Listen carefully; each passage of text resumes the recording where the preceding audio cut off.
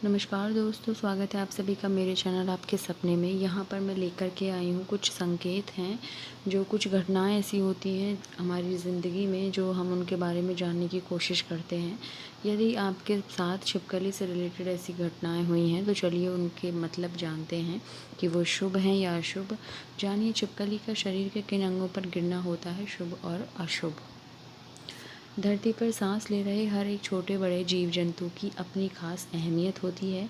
अब जैसे कि छिपकली को ही ले लीजिए, वैसे तो यह देखने में बेहद डरावनी होती है और किसी को भी पसंद नहीं आती है, मगर जिस छिपकली को हम हमेशा दूर भगाते रहते हैं वो हमें हमारे भविष्य का संकेत देती हैं। जी हाँ, शकुन शास्त्र के अनुसार शरीर के किसी भी अंग पर छिपकली के गिरने के शुभ अशुभ संकेत होते हैं। आइए आपको इस बारे में विस्तार से बताते हैं।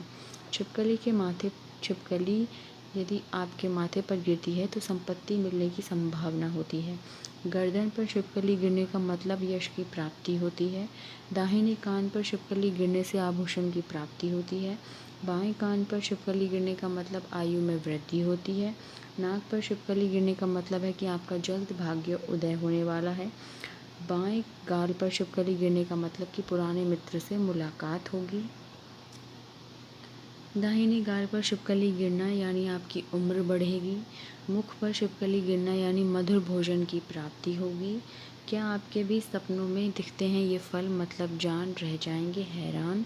कंठ पर छिपकली गिरने का मतलब शत्रुओं का नाश होगा। कमर के बीच में अगर छिपकली गिरे तो आर्थिक लाभ मिलता है।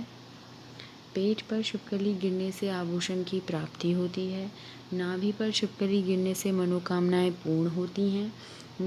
मूंछ पर छिपकली गिरने का मतलब सम्मान की प्राप्ति से है। दाहिनी भुजा पर छिपकली गिरे तो धन लाभ मिलता है। बाईं भुजा पर छिपकली गिरने से संपत्ति छिनने की आशंका बढ़ती है। दाहिने हथेली पर छिपकली गिरने से कपड़े मिलते हैं। बाईं हथेली पर छिपकली गिरने पर धन की हानि होती है। दाहिने कंधे पर छिपकली गिरने पर विजय की प्राप्ति होती है। बाएं कंधे पर अगर छिपकली गिरे तो नए शत्रु बनते हैं। दाहिने आँख पर छिपकली गिरने का मतलब किसी दोस्त से मुलाकात होगी। बाईं आँख पर छिपकली गिरने का मतलब जल्द ही कोई बड़ी हानि होगी। छाती के दाहिने ओर छिपकली गिरने से जल्द ही ढेर सारी खुशियाँ मिलती हैं, जबकि बाईं ओर गिरने से घर में क्लेश भी हो सकती है। पीठ पर बीच में अगर छिपकली गिरती है तो घर में कलह होती है। पीठ पर दाहिनी ओर छिपकली गिरने से सुख मिलता है, जबकि बाईं तरफ छिपकली गिरने का मतलब रोगों का दस्तक देना है।